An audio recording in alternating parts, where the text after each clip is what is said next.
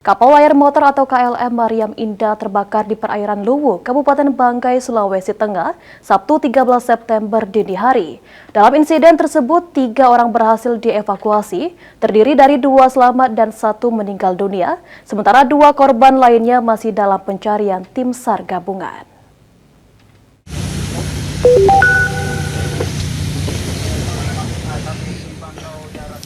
Kapal layar motor Mariam Indah terbakar di sekitar 1 mil laut dari Pelabuhan Luwuk, Sulawesi Tengah pada Sabtu dini hari. Tim SAR gabungan yang tiba di lokasi sekitar pukul 1.30 waktu Indonesia Tengah langsung memadamkan api dan mengevakuasi penumpang. 3 orang berhasil dievakuasi, 2 selamat dan 1 meninggal dunia. Mereka selanjutnya dibawa ke RSUD Luwuk untuk penanganan medis dan identifikasi. Proses pemadaman yang melibatkan tugboat milik Pertamina berlangsung hingga pukul 4 pagi. Namun karena kapal membawa muatan kopra, saat itu bara api masih terlihat dan lambung kapal mulai tenggelam. Hingga Sabtu, tim SAR masih menyisir dan mencari 2 korban yang dilaporkan hilang.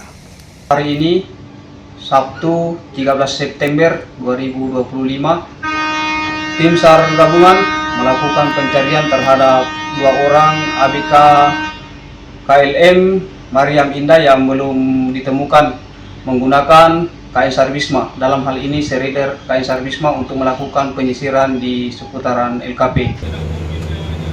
Operasi SAR melibatkan Pos SAR Luwuk, KN SAR Bisma, Polres Luwuk, Pos Angkatan Laut, BPBD, dan unsur masyarakat.